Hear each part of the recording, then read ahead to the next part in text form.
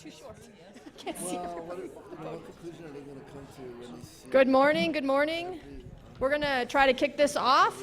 Thank you, everyone, for coming here. It's not exactly bright and early since our tech crew over here was out here at 7 setting up the live stream, but it still is pretty early. My name is Christy Boggs, and I work for the Outreach School. I'm an instructional designer, and I'm here to welcome you to the 7th Annual e-Volution Conference. I went back to find out how many we'd had, and I was actually shocked that we'd had 7 of them. But it's a great event, and we're really pleased to have you. I just have a few announcements, and I'm going to turn it over to people that have a lot better stuff to say. I just want to say that all the sessions will be either in this room or there's 2 rooms downstairs on the ground floor when you come in towards the back corner, 216 and 218. All of the sessions will happen in one of these 3 rooms, so you can't hopefully get lost. If you do, just ask somebody. They'll be able to find it for you pretty easily. The bathrooms are back in this corner over here. That's one of the first questions everybody asked me, so I thought I would go ahead and tell you. We have you'll see people around with these yellow shirts on. This was a brainchild of Peggy to have Hawaiian shirts so you could find us all. So if you have any questions, find somebody with one of these obnoxious yellow shirts on, and they will be able to help you, I hope. Or they'll be able to find somebody who can help you. We're going to start with our faculty panel this morning, but we have a great keynote at lunch. One word of caution, there is a session that goes right until lunch starts. The lunch will be out there. So if you come before the session finishes, please just get your food and mill about out there until they open the doors so that you don't come crashing in the middle of a session. That would be awesome. All right, let me see here. If you need PTSB credit, then you want to see me. I've got sign-up sheets, but I'm kind of hiding them so that everybody doesn't have all the information floating around all over the place. So if you need PTSB credit, we do have a lot of, not a lot, but we have K-12 representation here. So be sure to find me if you need that. There is out on the table out here in front of the window by the ECTL, there's a demo. There'll be 2 things out there eventually, but right now there's a little display that's talking about the Raspberry Pi. What they're doing, there's a initiative on campus where they are actually they have a bunch of Raspberry Pi clusters, and they're going to be going around the state next spring this is mainly middle school, high school, and community colleges, and they'll be going around the state next spring and having lessons on how to build Raspberry Pi clusters, and which they can make. It makes a little mini supercomputer, which is really super cool. And you can get, if you go to one of these sessions, you get all the free stuff to make these clusters. So you want to go out there and sign up, grab a card, make sure you get on that list, because as they travel around the state, you're going to want to do this. So make sure you get out there. It's right over by the window over there. Let's see, what else have I got here? Name tags, please. If you don't have a name tag on, they're right over here. They're super cool. You get to have a nice button, and then you get the really fancy pin to write on top of it. So be sure you get one of those. It'll be so that everybody can tell who you are. It also helps us figure out maybe whether you've registered already or not, so we can tell who's around and so we don't harass you to register again if you have a name tag on. We'll leave you alone. Then tonight there's a reception right here. Sorry, I was going to say downstairs, but it's right here. And at the reception, so we're going to have a book discussion in 2 weeks, I think it is. Is it 2 weeks?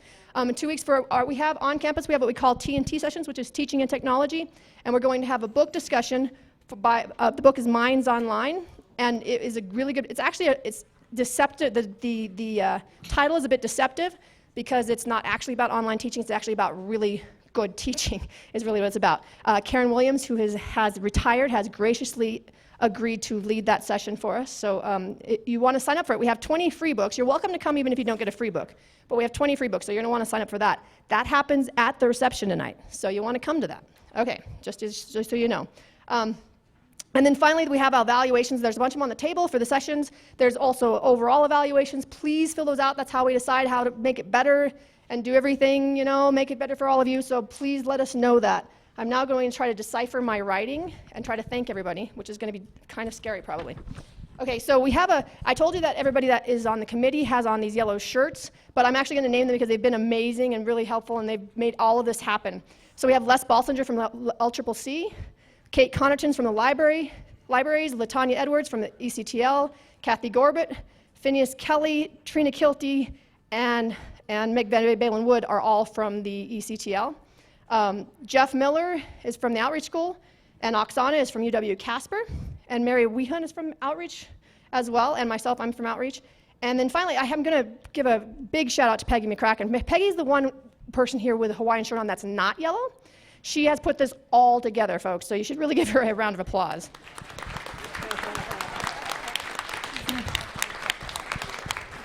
Somebody was asking me the other day, they're like, are you ready? And I'm like, I don't know, but I think Peggy is, and that's all that really matters. And so we're good to go with that. I also want to give a big shout out to Ben Slater, who's sitting back here with a headphone on. We're live streaming this, and he's set it all up. He's from Wyoming Public Media, and so he's set all this awesome equipment up, and everything in here will be live streamed and recorded. So if you miss anything in this room, we're trying to record all the rooms, but this room is solid because he's on it. So the rest of the rooms we're doing our best with. And then Jay Ingalls, I don't think he's in here, but he's downstairs. He's downstairs setting up right now for the other rooms. He's from Outreach Technology Services, so he's downstairs setting up for that. So I'd like to thank all of those guys. I also thought it might be interesting to tell you where everybody's from here. We have a lot of UW folks here. We have a lot of LCCC folks. Thank you, LCCC, for coming, bringing everybody over. We've got somebody from Chadron State. We have four school districts, K-12 school districts represented. Natrona, Niobrara, Albany, and Laramie County are all here. We also have 2 community colleges, Eastern and Central colleges are here, and we have a representative from the Wyoming Department of Education. So that's pretty cool. We have all of that stuff. Okay, I'm going to be quiet now and let somebody else talk. I'm going to hand you over to Donna, who has recently become Donna Brown, who has recently become the new head of the ECTL. So here you go, Donna. Thanks, Christy. Good morning, everyone. I'm Donna Brown, as Christy said, Executive Director of the Elbogan Centre of Teaching and Learning, and we are housed just next door in Co 510, so if you're looking for assistance with your teaching, we're pretty easy to find from here. Welcome to Laramie, to the University of Wyoming, and to the annual e-Volution conference. We at the ECTL are really excited to be partners with our colleagues at the UW Outreach School, UW Libraries, Laramie County Community College, and the Wyoming School-University Partnership in presenting this year's e-Volution conference. We hope you all enjoy the conference, take away a lot of learning that you can use in your classrooms, in your teaching, and thank you for being here. We're really excited to have you.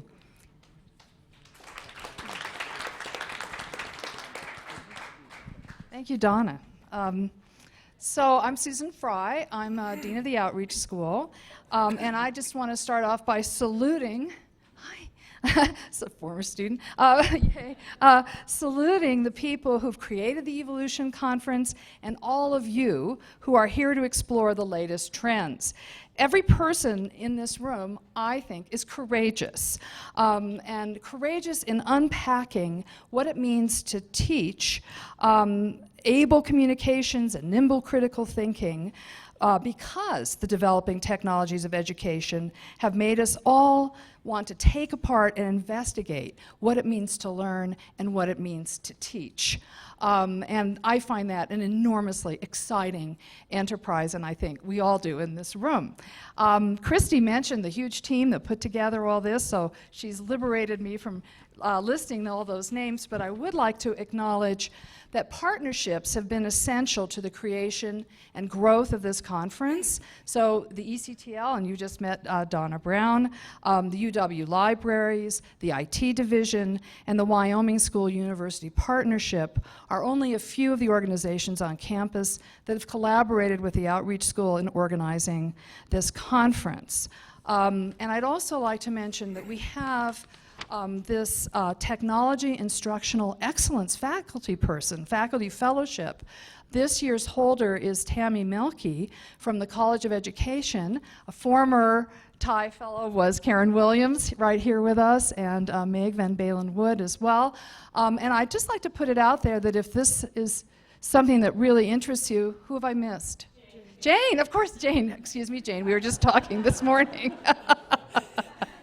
And I just wanted to put it out there that if this interests people, please let us know. We'd love to know who else. I mean, I think we know who is most interested, but sometimes we might not, and I just wanted to put that out there. And then I would like to say my thanks to Peggy McCracken as well for stepping in. Really, she's only been on board since August, and she stepped right in and really helped this happen. And the last thing I want to point out is that a key partner in the e-Volution conference this year is the Laramie County Community College. And conference collaborations with LCCC have been conceptualized and led by LCCC Distance Education Director Les Balsiger. So thank you, Les, for that. And I was wondering if the people from LCCC would please stand and be recognized. We'd love to acknowledge our partners. Come on, James, from LCCC. And we also are working with Wyoming Department of Education, as you can tell, and with our K-12 folks, and so we really hope to move further in that direction in the future. So have a really exciting conference. I am really looking forward to it and to getting going, so thank you.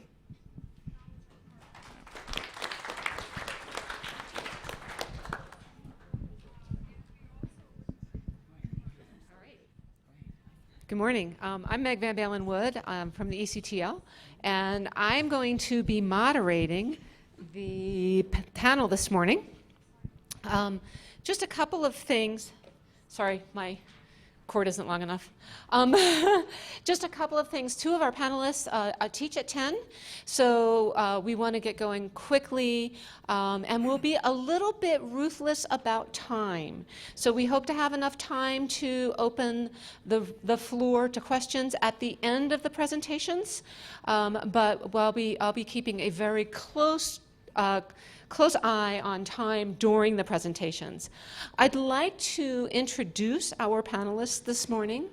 David Mukai is going to be speaking about experiential learning. Brianna Wright is going to be speaking about active learning. I'm sorry, my list is in the wrong order. Jayne Jenkins is going to be speaking about internships. Brianna is going to be speaking about active learning. Linda Johnson will be speaking about service learning. Sara Robinson about study abroad, and Rachel Watson about Capstones. We've asked the panelists to just briefly tell us about themselves, give us a brief description of the work that they're speaking about, how long they've been involved in these initiatives, the number of students have been involved in the work, what their objectives have been for the students, for the departments, for their community partners, if those are applicable, and what the takeaways have been. So both successes and challenges. So I think I will turn over the floor to David Mukai.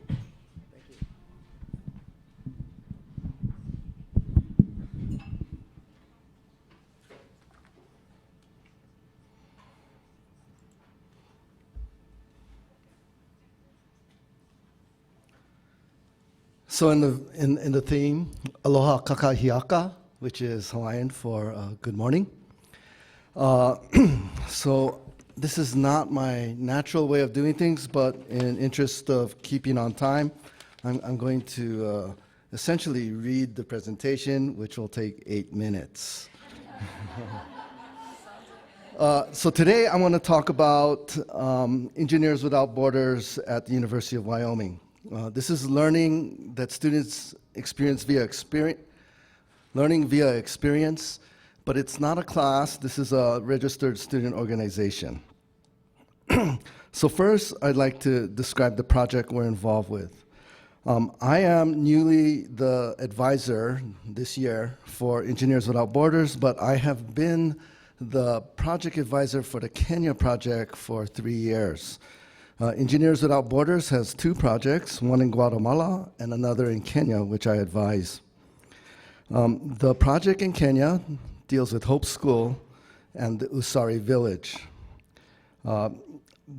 They made a request to EWB USA, and then that was assigned to us to work with. But we have a natural connection. The nursing school has been here, and we had a previous project in a community 12 kilometers from here. This photo was taken last month during our second assessment trip. We are in the process of determining tonight, in fact, if we can continue with this project or not. The students are going to culminate 2 weeks of deliberation since we've returned to determine the future of the project. The students are considering the technical feasibility of the project, the sustainability of the project, and the future impact of the project. And so as we were doing the introductions, I noticed there's quite a bit of overlap. So this is not quite study abroad, but it's an international experience and is definitely service learning. And so I'd like to say a few words about the impact of this project. It's the most important feature of this project. The potential future impact of this project is immense. While there are poorer communities in the world, there are more oppressed communities in the world. Brett Prettyman, the student leading this, and I agree that we believe there is no community in the world with a greater health hazard. At 28 to 30%, depending on who makes the estimate, they have one of the highest, if not the highest, HIV rates in the world. As a result, 30% of the children, like the ones here, are orphans.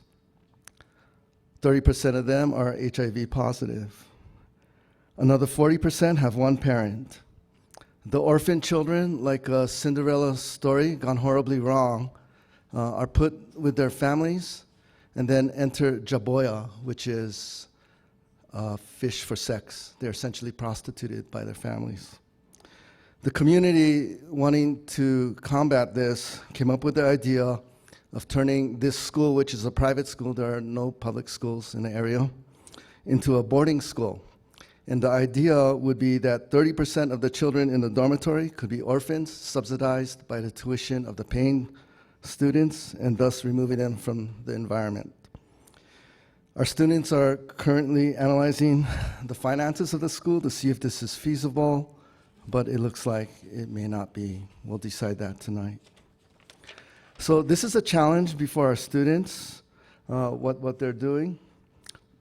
And here, let me talk about the students that are involved. This is a special situation. EWB is a extracurricular registered student organization, and we attract students that have a passion for international communities in need. It's a very difficult club to be part of. There's many hardships, there's a lot of work. So we have almost no, in fact, I think we have no students that are there trying to pad their resume. All our students have such concern for communities around the globe. It motivates them beyond and above what's needed and the sacrifices needed to make. So simply put, we tend to have a self-selecting group of the best and brightest from our campus. EWB is not limited to engineering students. So thus, I'm not sure what we're doing. We'll work with every community of students, but we're very privileged to work with these students. So here you see Adam Block, Sierra Johnson, and Zach Witters. We're on a ferry to our destination, Mbita. So speaking of hardship, the travel alone is quite arduous. It's 4 flights, including 2 overnight 9-hour flights, a 3-hour van ride, and then finally a ferry across a segment of Lake Victoria just to arrive at our community, and then another 1-mile walk to the Sari village. So meet the students. This is Zach. He's a chemical engineering major. He had just a fantastic time playing with these boys, playing soccer. This is Adam, past president of EWB, now directing the project in Kenya. He's just an impromptu parade. He's like the Pied Piper. He's been here 2 years. The children love him. And this is Sierra Johnson.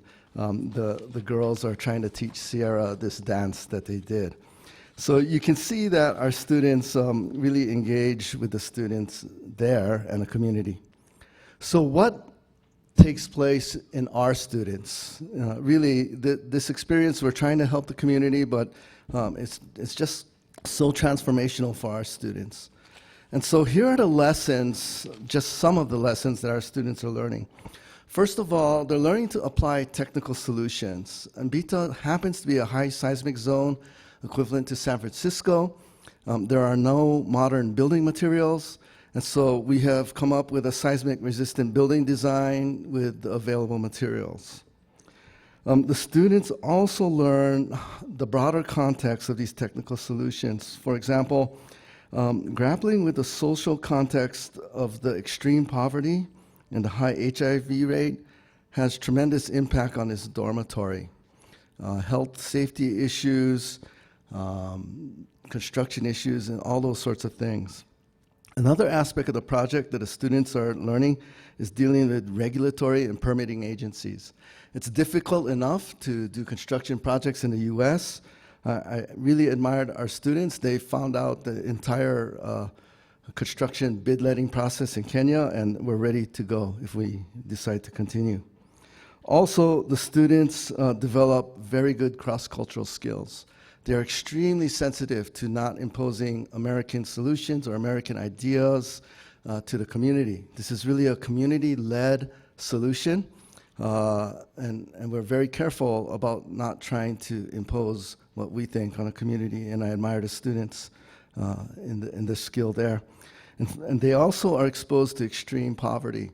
The annual income for Kenya is 1,200 USD, but this region we estimate is 100 to 200 USD. For example, the teachers who are some of the highest paid there make 65 USD per month.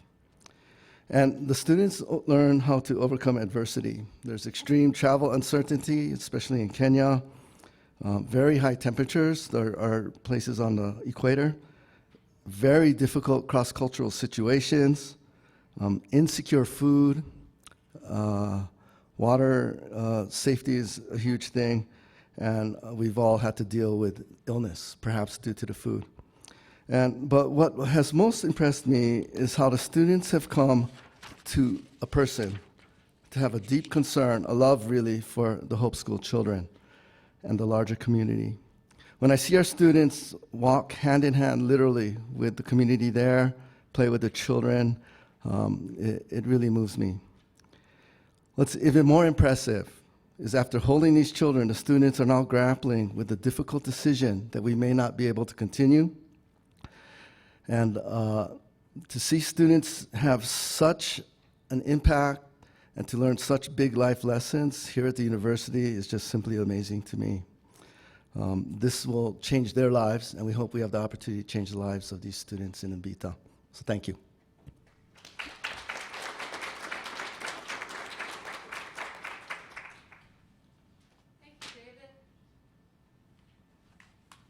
Next up is Jayne Jenkins. I'll just stay right here. It's very difficult to follow such an important presentation with anything that resembles meaningfulness. I'm Jayne Jenkins. I'm in the Division of Kinesiology and Healthcare in the College of Health Sciences. I deal with placing interns, and interns in the form of physical education, teacher education majors. So I place student teachers. I've done this for 15 years here at the university. That's as long as I've been here. But I have a huge advantage in the state of Wyoming because although I started teaching in Minnesota in 1971, I moved to the state of Wyoming in 1977. I know these people out in the field where I'm placing student teachers, and it lends a great deal of credibility. I'm not just an ivory tower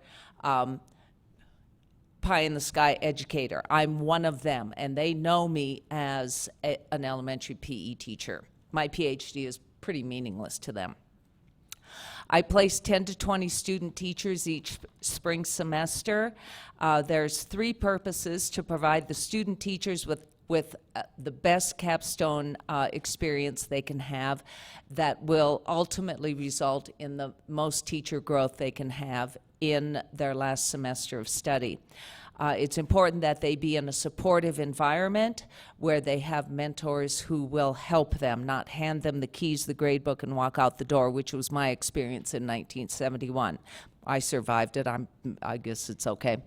The most important thing, we teach our student teachers about curriculum, how to deliver a lesson. They have many and frequent and successful early field teaching experiences here. They teach more than 100 lessons where they are in charge of the lessons before they even go out student teaching. They know how to deliver a lesson. They know how to manage a classroom. They know all of that. What they really need to learn how to do is the context of this thing we call school, which is so highly complex. For our division, the goal is it's important that we know that the cooperating teachers support our program and that there's teaching, learning going on in the gymnasium as well as between the cooperating teacher and the student teacher. Unfortunately, in physical education, we all too often deserve the low reputation that we all too frequently have, because we have way too many physical education teachers who are not effective teachers, and it's unfortunate, but they're there. And so it's my job to make sure that our kids are placed with effective teachers and effective coaches. They're one and the same. They all too often don't overlap as much as they should. For the cooperating teachers, they need to know, their goal is that they need to know they're supported by us, that we're not dumping on them. And they love the fact that they can learn from the student teachers. They're learning the new theories and frameworks that we're supposed to be teaching here, and we do teach it here. We support the student teachers and the cooperating teachers through both on-site visits and the weekly web conference, which we do through Wild Course's Big Blue Button. And that is all done by me. I do the on-site visits.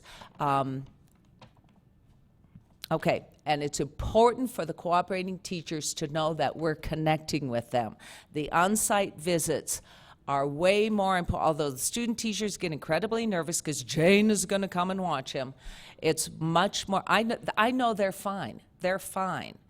It's that I connect with those cooperating teachers and I'll say, you just go teach your lesson. We're going to chat over here. And I'll have one eye on you, but we're going to chat.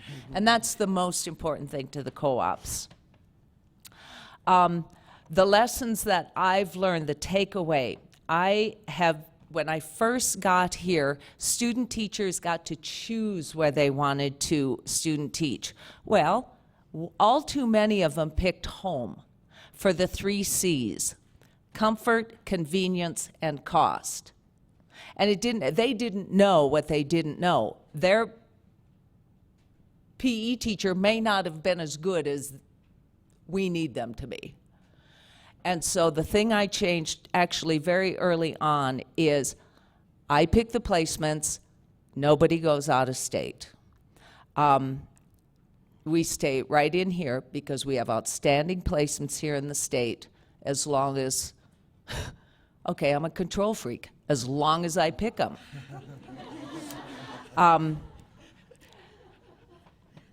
Last year, 50% of our cooperating teachers graduated from the program since I've been here.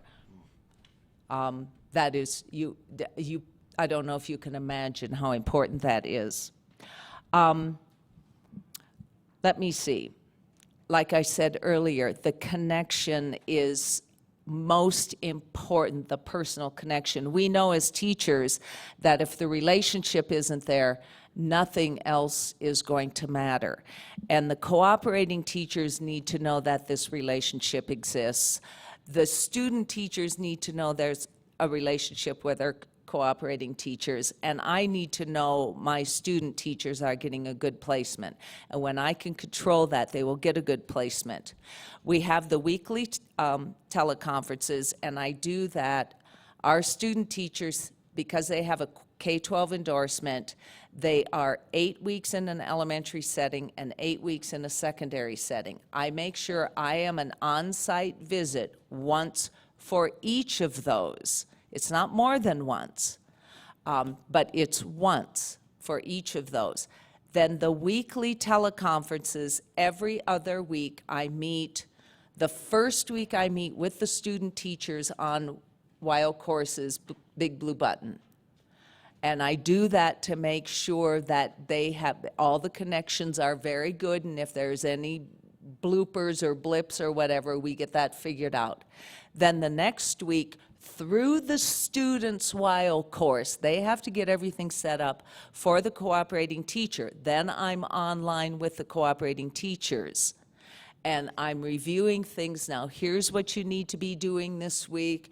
Are there any problems out there? They also know if there's a personal problem, they can speak to me privately, and we'll do that. Then the next week, student teachers, cooperating teachers, and that's how it goes through the semester. The on-site visits, spring semester pretty much kills me. For example, this year, our kids got to choose from Rock Springs, Casper, Sheridan. Cheyenne is always open, but I try to limit those. And Laramie is limited to, you better have a really good reason why you're staying in Laramie. We use Laramie for our practicum experiences, Teaching Lab 1 in the fall of their junior year, Teaching Lab 2 in the spring of their junior year, Teaching Lab 3 in the fall of their senior year. We use these schools enough. They don't need to be having student teachers, and we make sure if you want to be, for example, one young man is staying here because he has a wife and baby and he needs to, okay, I can buy into that. So last year the choices were Powell, Sheridan, Casper. And that Powell trip, I want my kids up there student teaching because they are fabulous, but that trip darn near kills me. I'm probably getting too old for this job, but I'm going to hang on to it for a while.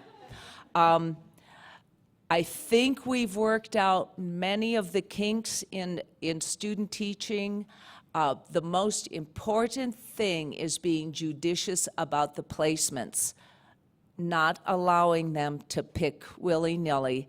And the second most important thing is connecting with the mentors out in the field. And having said that, I now have to sprint over to Corbett so I can start teaching educational gymnastics at 10 o'clock. Thank you for your attention. Niles,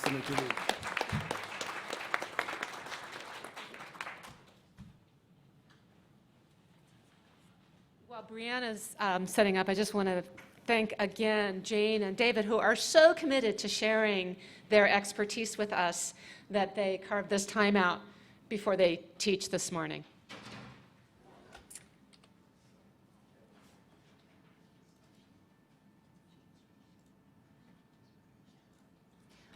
All right, well, I was asked this morning to talk a little bit about active learning, and I'm sure you all know what active learning is, right? And you can think of some ideas on how you bring active learning into the classroom.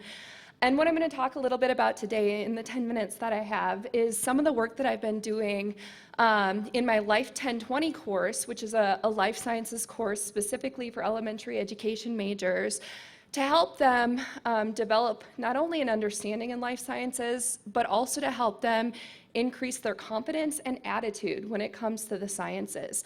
And so what I've been trying to do, and I've been involved with this particular course for the last 9 years, is just a little bit here and there over time, bring in various active learning experiences to help my students increase their confidence and attitude in the sciences. So again, you all know what active learning means, right? And there's a variety of ways that we can engage our students to get them thinking, asking, exploring, right? To really help them engage with the concepts that we're hoping they understand. And so the methods are extremely diverse. Everything from Socratic questioning techniques during a lecture, to in-class discussions, debate, inquiry-based laboratories, kind of on one of the far ends of active learning, right? And we do a lot of that in my classroom.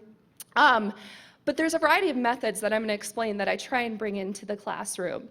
I said I've been involved with the course for the last 9 years here at the University of Wyoming, and I've modeled my personal approaches when it comes to active learning after many of my mentors that I've had here at UW. For example, Jayne Beiswinger, who many of you may remember, developed this course a number of years ago, and so she was really interested in a lot of active learning approaches 10, 15 years ago. And so a lot of what I'm doing is modeled after the work that she has done in the life sciences program. So some of you might be familiar with the paper that came out last year, 2014. Scott Freeman and colleagues did some work looking at how active learning can improve student understanding of material.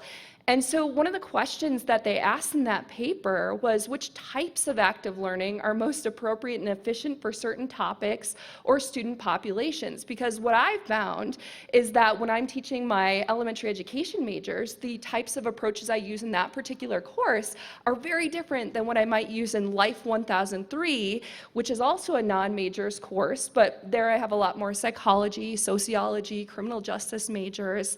And so, what is most effective? And so what I've been trying to do is identify what works and what doesn't work in this particular classroom.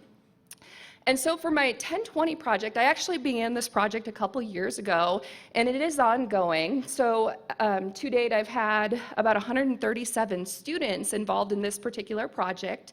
And what I had observed over the years is that students are really hesitant to take a science course. They come in and they say, I'm really scared of this class, I'm worried I'm not going to do well. A lot of times they've had negative experiences in the past or maybe not have had taken a course in the last 10 years in the sciences, and so they're really nervous coming in. And what I had hoped to do is, so the course is aimed to increase scientific literacy of my students through exploring various societal links, right? So we take on the issue of antibiotic resistance, of climate change, of the loss of biodiversity on this planet. And I have my students explore those particular topics. So I frame everything we do around these major questions throughout the semester. I use a variety of active learning methods, like I mentioned, and then the 3 topics that I'm going to kind of share some results here on that I bring into the course are diversity, disease, and ecology. So what I do is I ask my students on a pre-survey some questions related to their comfort and attitudes in the sciences, and then I have a number of content questions as well. And I ask my students to identify how confident they are that they're able to provide a correct response to these questions. And so I looked at some of the pre and then post comparisons of where my students are at with their comfort, attitude, and content knowledge. And what I found for this particular population, which was really exciting, is that my post-assessment scores and confidence levels were higher than pre-assessment, which is what I was hoping I would find right towards the end of the semester. But there were some cases where I didn't see that occur. So what you'll see here, and it may be a little bit difficult to see on the right-hand side of the screen, is that in bold, for each of these questions that I asked students for the 3 major issues in this course, I've identified a particular active learning technique that I bring into the classroom. So again, everything from think, pair, share, inquiry-based laboratories, debates. I do assign some textbook readings, and then we have pre-class quizzes on those readings before discussion. We do a lot of case studies, problem-based learning. I do use Poll Everywhere quite often throughout the semester. Let's see, lecture demonstrations. So we do demos while we're having a lecture, while we're discussing. And each semester I have about 40 students in the classroom. So they sit around at tables, and we'll have demonstrations at each table. But what I did find, 2 exceptions here, is that in my diversity unit, I ask a question about what is the most significant bioethical issue we're facing today. And students have actually, well, they're able to be more confident in their response to that question, they still don't really answer the question correctly. And so this is a question that came right out of one of their readings that we do talk about in class, but they have a difficult time understanding that information from their reading. So this is indicated by the dashed line in the blue diversity section at the very top here. And you'll see the confidence level here on the y-axis and score on the x-axis. And so as they increase their score, that increases, their level of understanding. And then you can see their confidence increase from a scale of 1 to 5. And so, some interesting results there. And then question number 4 in my disease unit, I'm asking students about fungi and to share with me some characteristics on fungi. And again, this is a exercise where they're asked to do some reading on fungi, and then we lecture. I kind of march through some of the phyla, the major fungal phyla. And I found that students, you can see question 4 here at the bottom, well, they increased their score on this particular question. These are all significant responses in this particular unit.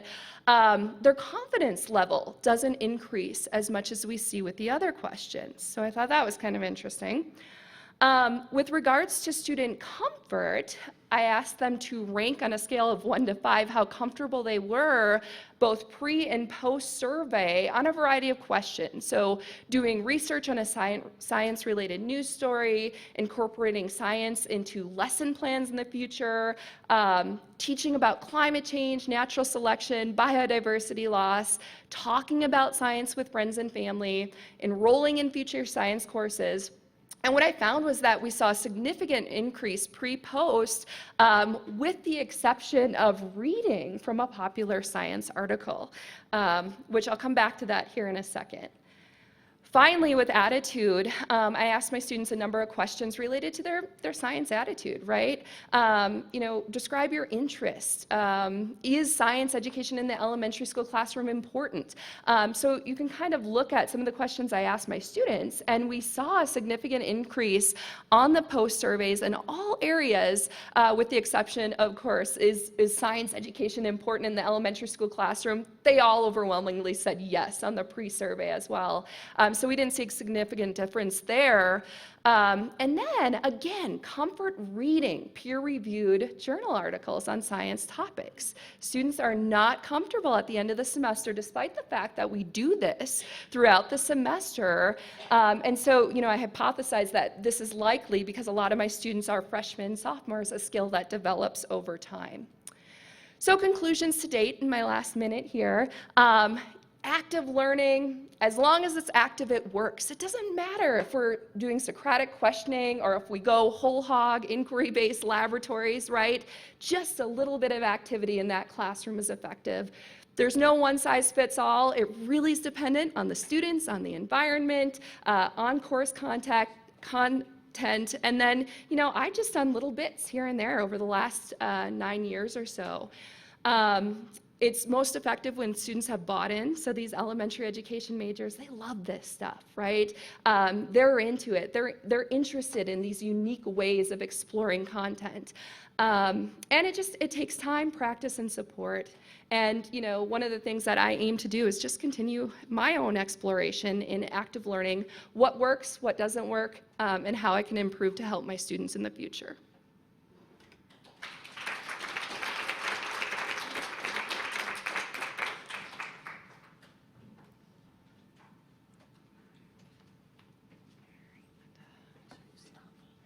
I will.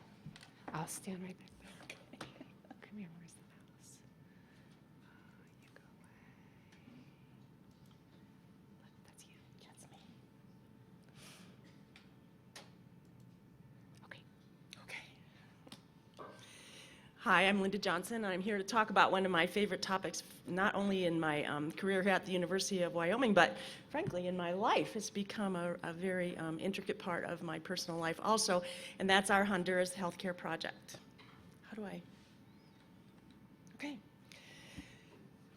Why do we go to Honduras, and why do we go into Buca? Honduras is considered one of the poorest countries in the world. And why into Buca? Because it is one of the poorest areas of one of the poorest countries in the world. We take our students, I'll step aside to point here, to a very small village here on the border of El Salvador called Agua Salada. Honduras is a country of contrast. When we go to Honduras and we're coming back, people say, "Where have you been?" We say Honduras. They say, "That must have been so fun." But let me show you the contrast here, the picture at the top being Roatan, where we do not go. And the picture at the bottom is a picture taken of the laboratory at our little village. Just to give you an idea about Honduras, the poverty rate is 70%. In our village, it is 100%. All of the villagers there live on subsistence farming. The income is about $1 per day. And the infant mortality rate you can see in Honduras is 20 over 1,000, as compared to the US rate of 6 over 1,000, as compared to Western Europe, which is 2 over 1,000. These are the major diagnoses that we see. I come obviously from nursing, so I include this. These are the kinds of health issues that we see in the village that we live. It's pretty much demonstrative of what's going on in Honduras in general. I point out to you particularly the GI issues, waterborne illness, and bacterial diarrhea, which are some of the more life-threatening issues that we see when we visit there. Our voyage and journey began. Let's actually start the slideshow so that we can see it on the live stream. Okay. Yeah, sorry about that. Okay, all right. Our voyage began at the University of Wyoming in 2007. I've been involved with this project since that time. I always need to please tell all of you about this fabulous woman who is no longer at the University of Wyoming, but Dr. Penelope Caldwell, who began this project. And I was someone who began it with her, but she really spearheaded this, and we really do owe this project to her enthusiasm and hard work on it. She's moved on to the University of Oregon at this point, okay? So at this point, the University of Wyoming became interested in looking at an international experience, particularly in the nursing school, and we connected with an NGO called Shoulder to Shoulder. Shoulder to Shoulder is centered in North Carolina, and they had a fabulous idea that universities sure have a lot of resources, and couldn't we do something if we got universities on board to come into this area of Honduras, and that we could accomplish a lot of good work with all of those resources. And I do have to say, as I go on with my talk here, that you'll understand what we can accomplish within our university community here. We, at that time, were assigned the village of Agua Salada, and it turned out either a blessing or a curse, but that is the poorest and most remote of all of the villages that are visited by Shoulder to Shoulder, okay? So we take 3 brigades a year. I'd like to point out that these brigades are interprofessional. We have people come from modern language at the university. The engineering department were the people who designed our clinic. We have local people come from the community. We've had attorneys come to help us as we started to build the clinic, to look at the legal issues involved in that. We have the base and the foundation of the clinic built by Casper firefighters. We have people come from speech and hearing. We have doctors come from the community and also from the medical community up at the family practice sites. We have English people come to help us teach with English. We've had education people come to work in the schools, and we've had modern language come to help us with our language. In the 3 visits, looking at it from a nursing standpoint, we take our basic nursing students. In March, we take our graduate students, and in July, we take our nurse practitioner students. So since 2008, we've facilitated 340 faculty, students, and community members in the global health experience, and we've provided over 6,000 patient visits to the community. As I talked about, this is our interdisciplinary team. This is one of our biggest teams that has gone. In general, we take about 30 people. This is a brief picture of what this country looks like. It's very, very beautiful. As with the engineering students, the trip is very arduous, so we also have a group of students that self-select. They are not there to pad their resumes either. They truly do have a passion for global health and health in general. This is the end of the trip. It's preceded by 48 hours of travel by bus, by plane, and then again in the end by these pickup trucks where we ford a river at the very end. And the students think this is pretty exciting. This is our little village, and I am afraid it looks a little more picturesque than it is.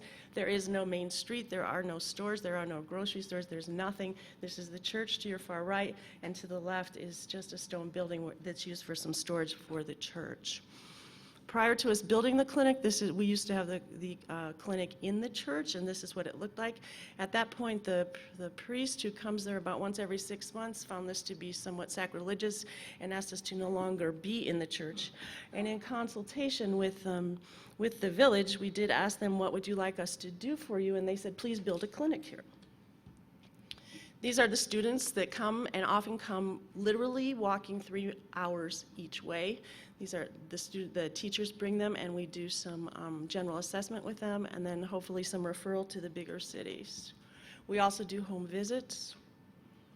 This is the typical path that we take on these home visits. I always tell the students say, "Where is it?" And I always say, it's up, because it's always up. This is usually preceded by someone with a machete clearing the way for us to go up to the top to visit. This is one of our students, Taylor Burke, who has now become one of our board members, visiting way, way up. This is a woman who's just delivered a baby. She is both deaf and dumb. Another student, this is Ashley, who actually decided to go back and work in Honduras, and after she finished her senior year, became a registered nurse, she went back and worked in Honduras with this organization for a year. Here's our clinic, beginning to build the clinic, and I'm going fast. Here's the clinic that's completed. As I said, it was designed by 2 engineering students, one of them being a woman of Asian descent, and so I kind of think we do have that kind of Asian look in the middle of Honduras with our clinic there. We don't need to talk about that. So now this is what it looks like when we do these, when we do the consultations in the clinic, and this is our bedroom in the back. We all sleep in tents in the back of the clinic. We're finding it very, very fancy now. This is pretty much what this looks like now. This is what we really like, the new bathrooms that we have at the clinic. I'll just, in closing, like to talk with you about our community partnership model, using that as the way for the community to truly lead us in what they want, and not coming in there and saying, well, this is what we think, coming from Laramie, Wyoming and the United States, this is what you need in your community. We have a lot of these meetings. We probably have 2 a day while we're there. And we also do some education. This is my favorite piece of education.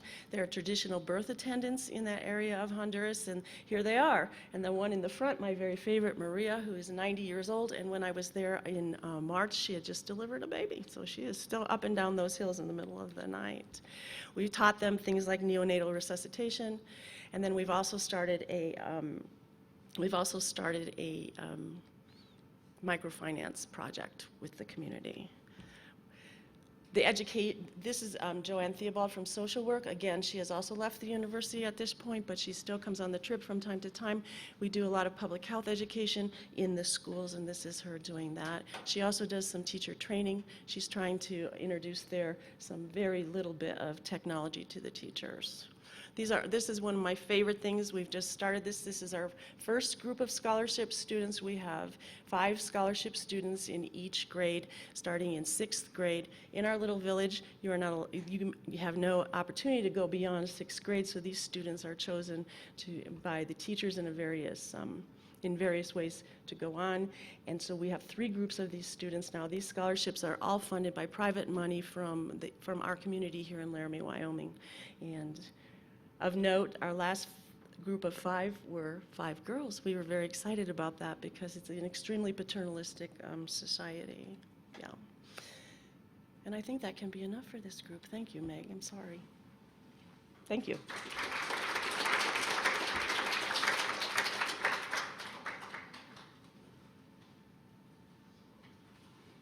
So I'm just going to stay here because I don't have any fancy PowerPoints or anything.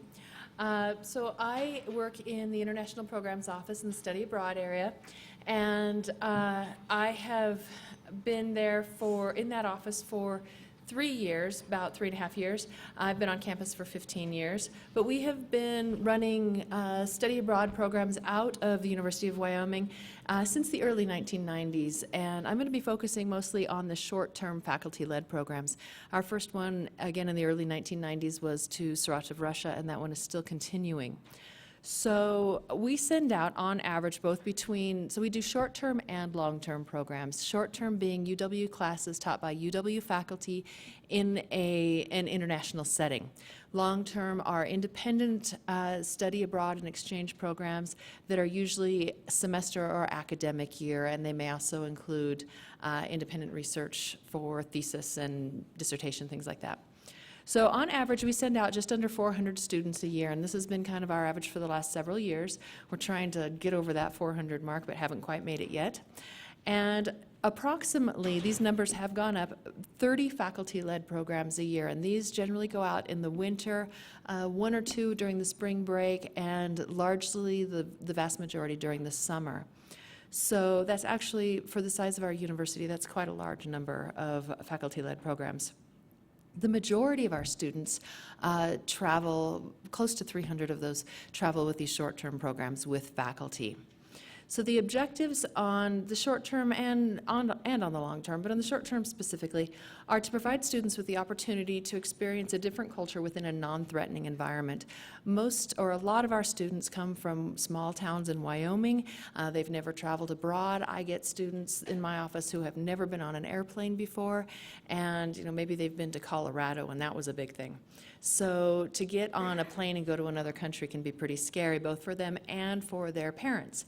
So these faculty-led programs create that non-threatening environment where they are with one of their professors from UW, and to the students and to the parents, it feels much safer and much more contained, I guess. It's also generally lower cost. The output of money is less for a short-term program than it's going to be for a long-term, though if you averaged it out over a semester, $3,000 or $3,500 for a 2-week program is much more expensive than a semester. But we're looking at the short term, so it's less expensive in that way. So the other objective is for students to be culturally engaged. And what I have seen, or what we've seen, is that when they are traveling with a faculty member who has created this program, they tend to be actually more culturally engaged or engaged in a different way than they are in a semester or academic year program on their own. And this is because they may be going to different environments, places they wouldn't visit if they were on their own. Their faculty is taking them to these places for a specific purpose. We also want them to gain confidence to do a long-term program abroad. That hasn't panned out yet, but we're still working on that. But we do see that a lot of them return on short-term programs. We do have several that continue on and do long-term, but the numbers aren't as high as we'd like to see. In the long-term, in both the long and short-term programs, we really want them to become global citizens. We want them to gain awareness and appreciation of these other cultures by really experiencing and being in these other cultures in a way that they can't do just by staying here in Wyoming. And we want them to learn more about themselves and their place in the world. That's a really important part of this, to understand that they're just a tiny little piece in a much larger area, but what can they do to have a positive impact in that larger world scheme? We want them also to gain skills that will assist them in their academic and professional careers. This is hopefully a resume padding experience. We want them to be able to show a future employer or graduate school that they can really thrive in a stressful, different sort of situation. And some of them do really well with that. So the successes that we've had are students who've never traveled or been on a plane before that come back and talk to me and are so much more confident, or have even figured out the system of doing a passport for the first time. Every step in the process of going abroad for some of these students is a gigantic step. And to see the successes and to see their improved and increased confidence in this area is just amazing. I get emails from them a lot talking about how incredible the experience is and how much fun they're having and how much they're learning in that way. We want the short-term programs, like I said, really allow them to interact with the culture in a transformative way. A student may not on his or her own decide to go and visit Auschwitz, but on a faculty-led program, that's what they're going to be doing. And so they see a different perspective on history or on humanity by doing these things. We want them to return having had their preconceived notions and ideas shattered or shaken. The student who goes to India thinking that, as soon as they step off the plane, they're going to reach nirvana in some way, is in for a rude awakening when they see what it's really like. So we want them to really see that and to experience that. Again, personal and academic growth are huge. cross-cultural communication. Even if they are not going to do intensive language study, which is a really positive impact, you cannot learn a language really fluently without going to that country and really being in an immersive situation. But beyond that, just the cross-cultural communication of being able to communicate with someone from a different part of the world and understand each other's perspectives, that's a really huge thing that happens with both some of these short-term and long-term programs. And learning in a new teaching environment. So many of our students are accustomed to just sitting in the classroom. So what happens when your classroom is sitting on a curb in Warsaw looking at I'm going back again to the Holocaust program, it's one of my favorites, looking at the collection site where the Jews had to gather for days and days and wait to get on cattle cars to go to a death camp. What if that is your classroom environment? What if your classroom environment is looking at some of these really difficult things? There's a program going to Cambodia this winter looking at memory and the creation of a museum remembering the killing fields in Cambodia. That's going to be a tough thing for those students, and so this is something for them to really experience hands-on. The challenges for the students tend to be getting beyond that idea that studying abroad is just a vacation. Or we had a student say a few years back that she had gone to China, that was her party summer. Going to communist China is really not the best place for a party summer. She ended up being sent home early. But that idea that this is not a vacation, this is a classroom, this is a class from, as I tell them, from airplane to airplane. You are in class 24 hours a day. It's not like when you are in class here and your professors, they're not really that concerned with what you do with yourself after you walk out of class. They're responsible for you and you're responsible for yourself.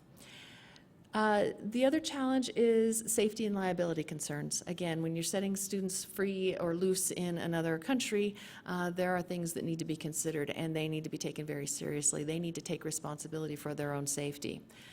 The changing world climate is adding to that. It's kind of a moving target. Places that have been very safe in the past and we haven't really had to think about, now we have to look at it a little bit differently. And so that's something that we have to keep in mind. And so the university has processes in place that Linda is very familiar with to make sure that the program is going to be safe.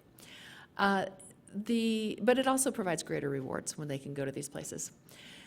Also, for faculty and for teachers, creating a syllabus that takes full advantage of the locale, turning the location, this international location, into a classroom and a constant learning environment. The teachable moments are, they never end. Integrating the culture into the class. That's a really important thing for the faculty, and it is a challenge for them. The logistics of setting up these programs, everything from arranging when the students need to be in the country and what flights they need to take, to housing and transportation and food and preparing them culturally. What are the toilets going to be like? What is the food going to be like? These are things that are important and difficult for the teachers. And managing student expectations is also huge. Again, this is not a party, this is a class, and it can be tough. And maybe you need to expect intestinal distress while you're in this place. What do you need to prepare for it? Disciplinary issues are a big one, and preparing them for that and policies regarding to that. And I think one of the biggest ones that's really increased lately is maintaining the boundaries of teacher and student. When you are abroad with a group of students, their boundaries really, really change. They will tell you things that they would never tell you in the classroom about their girlfriend or boyfriend breaking up and how terrible it is, and someone posted something nasty on Facebook and they're not getting along with so-and-so. And so the faculty need to be prepared to deal with these sort of things and really maintain that boundary. And that's one of the biggest challenges that I'm seeing coming up lately, is really making that understood with the faculty. But these can be such rewarding experiences for the challenges, or for the students and for the faculty, if they can get beyond the challenges of it and really work through it. And I have traveled with 6 different programs, and I learn something from them every single time, and I think the faculty and students do as well. So it can really be a transformative experience if it's done properly, and we're pretty excited about this opportunity on campus.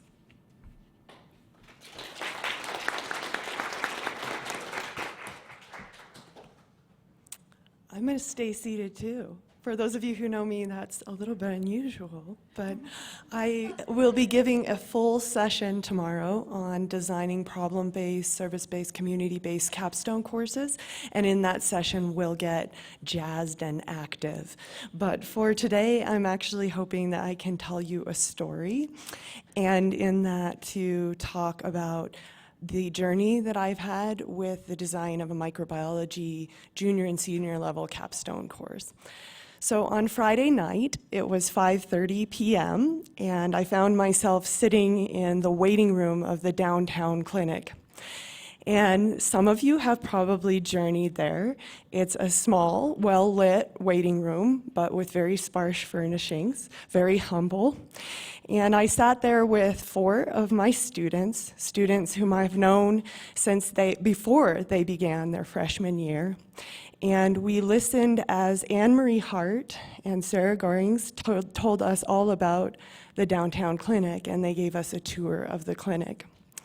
It was tough for me to believe that it had been 3 years since I began the first pilot capstone course, and this course was designed based upon Merrill's 2002 model of problem-based instruction.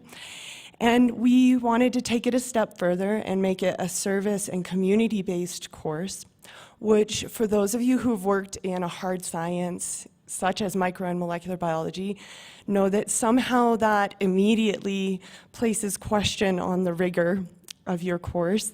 And so I have fought a long and challenging battle for affirmation of this course, which we like to consider to be incredibly rigorous. We have a very rigorous lab component, and our students write NSF-style grant proposals.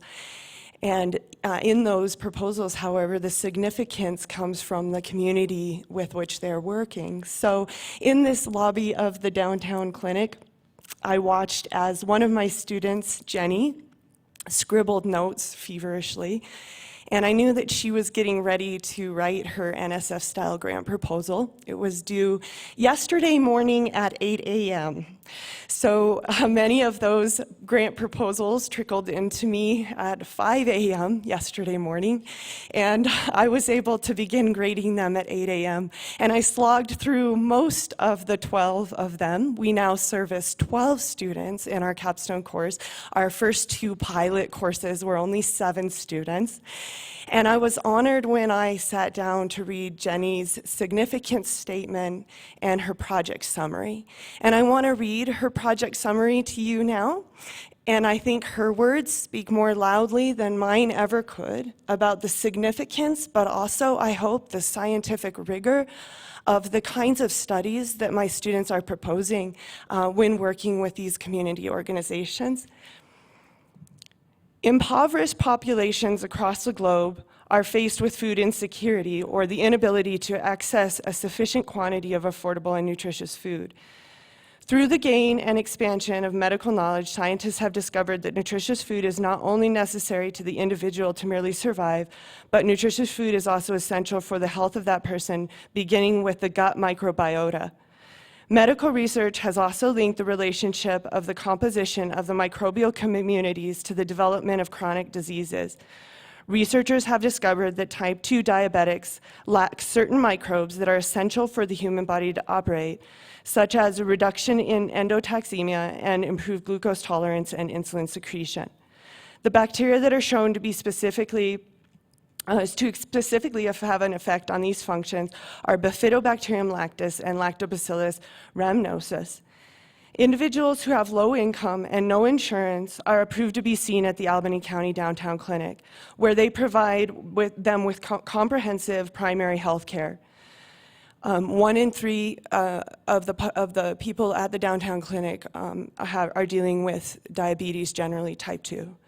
We noticed that a probiotic for the large population of the type 2 diabetics at the Downtown Clinic was necessary for their health and well-being. But while Downtown Clinic has a probiotic that they administer in certain cases, TruBiotic by Bayer, it does not include all of the bacteria that are missing from the diabetic's gut microflora.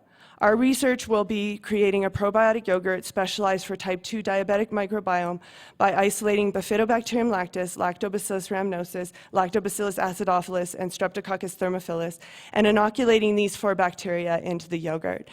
This is just the first paragraph of Jenny's statement of project summary.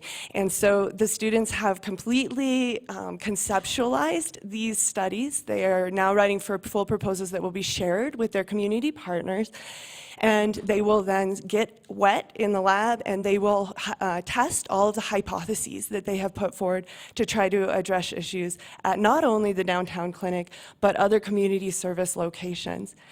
At the same time that I sat in the waiting room at the downtown clinic, my incredible co-instructor, Dr. John Wilford, was out with the Acres Student Farm Group. They spent their Friday night visiting Planet Laramie, where they have successfully been able to grow mushrooms. Acres Student Farm has not had such success, and so our student group working with Acres wrote their proposals to try to support Acres in their growth of mushrooms, both oyster and shiitake, and they will be looking at microbial populations, bacterial populations that will help to support that mushroom growth, also addressing issues of food insecurity right here at the home front. So these are a couple of the projects that are very problem-based in our capstone course. And as I mentioned earlier, some of our barriers have also been some of the best things in this course.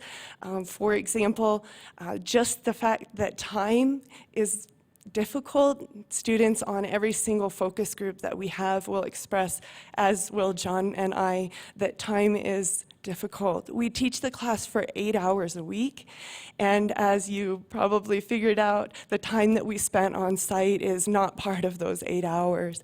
When we first started teaching the course, we weren't allowed to teach it, in fact, on our regular load, and so we taught from 7 to 9 a.m. every morning outside of our load, and our students got up early, and I will never forget one morning that I arrived at 6:45, and they were all there, and we're so excited to get into the lab and get started with their projects. So this is very intrinsically motivated, especially once they become excited about the prospect of addressing a real problem.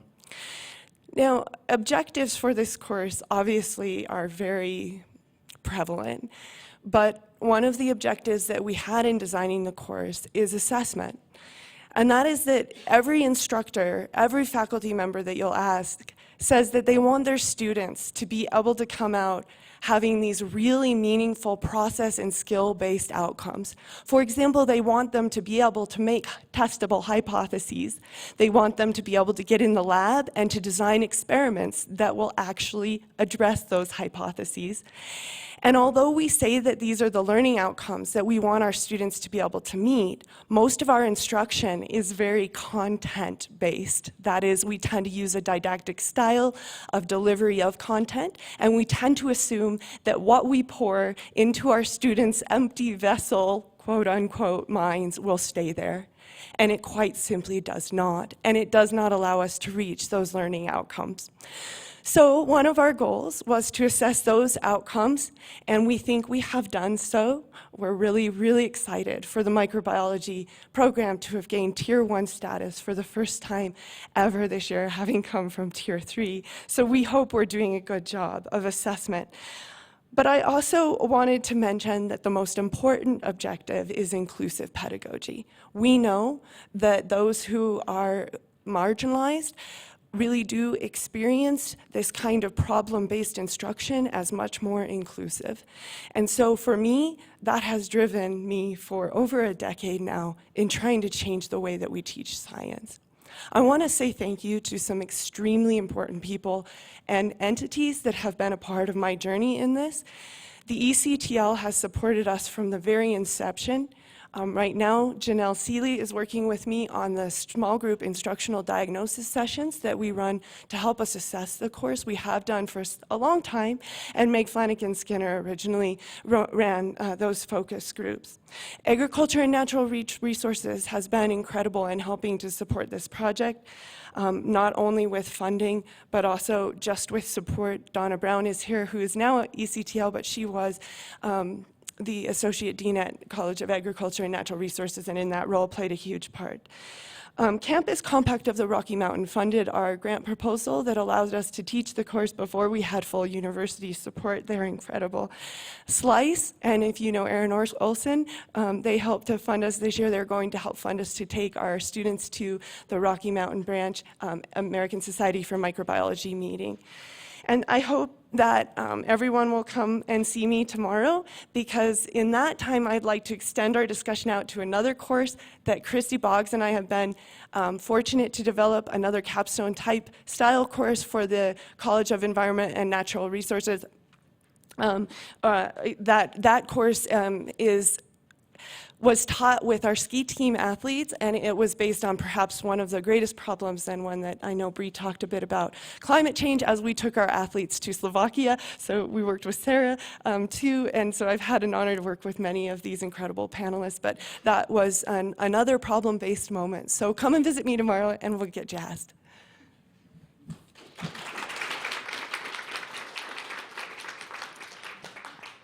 Right, thank you all. My head's spinning thinking about the implications of all of the exciting work that you've done. We have about 6 minutes to open the floor up to questions. If anybody's got any, shout out and we'll bring you a microphone. How will we bring you a microphone? Ben's got microphones. No questions? I have a question. Yeah, I have a question. You all talked about the finished product, these courses that you have built, and what happens when you roll them out, when you actually have students involved, and they're experiencing these fabulous opportunities. But can you talk about a little bit about what it took to get there, to design the courses, to be ready to invite your students into those experiences? So I guess I can start. My experience that I talked about is very different than a lot of the others here. I'm in the classroom and attempting all these different active learning techniques. And like I mentioned, it's been 9 years that I've been working on this class and trying various things. Some of what works, right? And so I shared with you those things that have been working, but also I experiment constantly with different types of active learning approaches that fail miserably, right? And I always tell my students, we're going to try this out, let's see how it goes, and sometimes it just doesn't work very well. And so we've had a lot of challenges there, but I think it's just really important to always be exploring and trying to pinpoint what works best for our particular groups of students.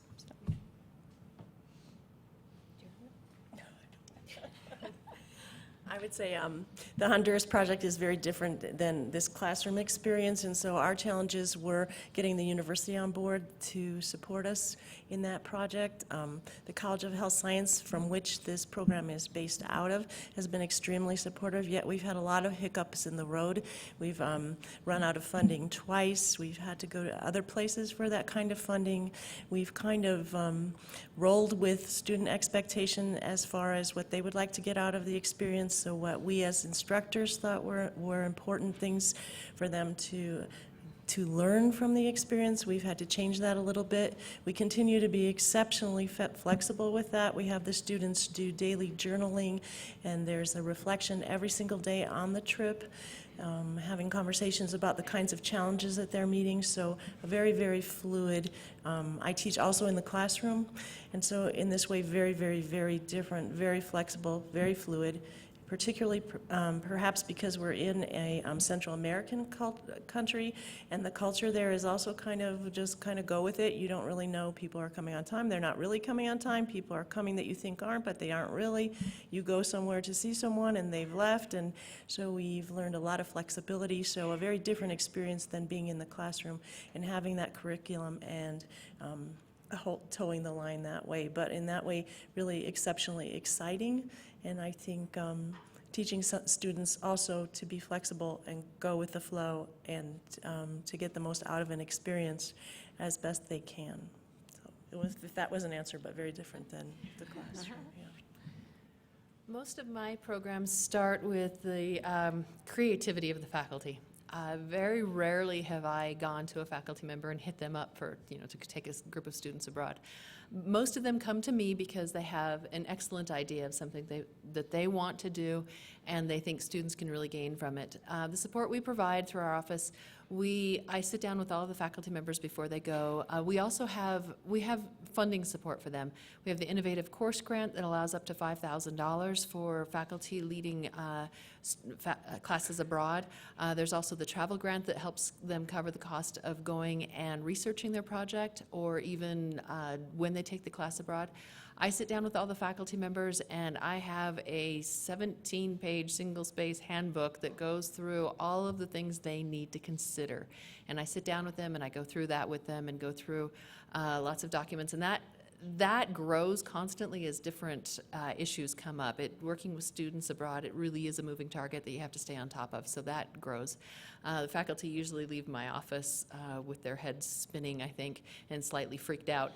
But if they go through it, it works out really well for them. We also have, we're fortunate to have the Jayne Study Abroad grant, and my budget for faculty-led programs in a year is $200,000. So I give out about $200,000 a year in scholarships for these programs. All of the Colorado schools are really jealous. So that's kind of where things go with us. But it takes a lot of work. We provide whatever logistical support we can, but we're not the travel agency, so we're not making these arrangements with them. We just help them and provide the tools they need to get it done. And just try to support them. Meg, I sometimes joke that question is either we began course design and development in 2011, or I've been working on course design and development for over a decade. And I think the latter is really the more accurate answer. I began to become very passionate about feminist pedagogies in 2005, and the very notion that science and the scientific method can sometimes sustain oppression of marginalized groups. And that began my journey considering inclusive pedagogy and the way in which typical science instruction is sometimes very exclusionary. And so through a journey of many, many, many courses, I was a student for a very, very long time.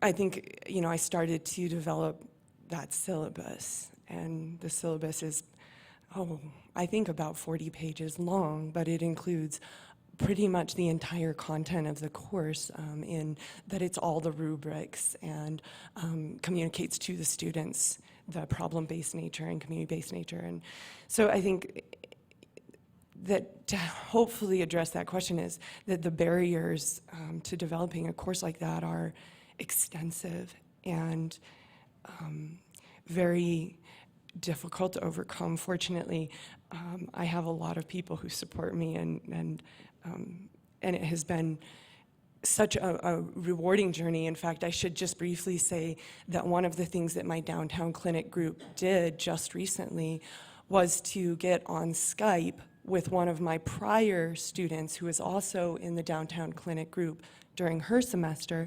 She joined us from Africa, where she has just spent the last summer becoming fluent in Wolbach, and she is working on a public health program where she says that her journey in Capstone helped her to realize that when we address public health issues in developing nations, we need to always address them from a standpoint of inquiry, so that we're going out into the community and asking what they need before we try to find solutions. And so being able to watch the way in which the capstone course has impacted the alumni has been all the reward you would ever need for the barriers. Thank you. I think we have time for one more question. Thank you all. This is for any of you. And in terms of some of the issues that you discussed, problem-based learning, active learning, technology, community service, and so on, do you have any observations about non-traditional students, older veterans, people with various life encumbrances?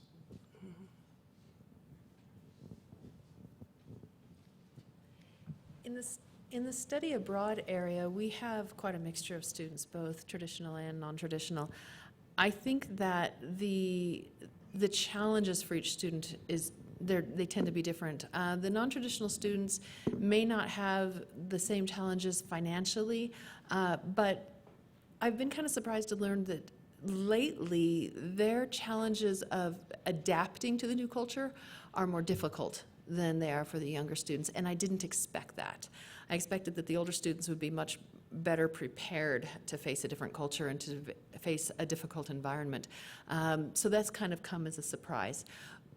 It's also difficult because of the responsibilities the non-traditional students have at home to get them on these study abroad programs, and so the short-term programs tend to be better suited for them. For someone who's working part-time or even working full-time and going to school or has a family, it's just not possible for them usually to go abroad for an entire semester, although I did have one woman that took her entire family to Serbia, and she has not returned. They just moved there. So that's less common. But she is Serbian to a certain extent, but yeah, I get emails from her periodically asking me for her PERC number. But those tend to be the issues in getting them out. But adaptation is turning out to be a difficult one, which, like I said, has been a surprise. All right, I think we're out of time. Hopefully the panelists, at least some of them, will be able to stick around for a little while if you have questions. And that was a perfect segue to our next session, which is another panel that will be discussing planning for a virtual study abroad program. If you're leaving, we would really appreciate your feedback for this session. There are evaluation forms on the middle of the tables, and if you'll just drop them for us in this little basket over by the wall on your way out, we'd really appreciate it. Thank you again.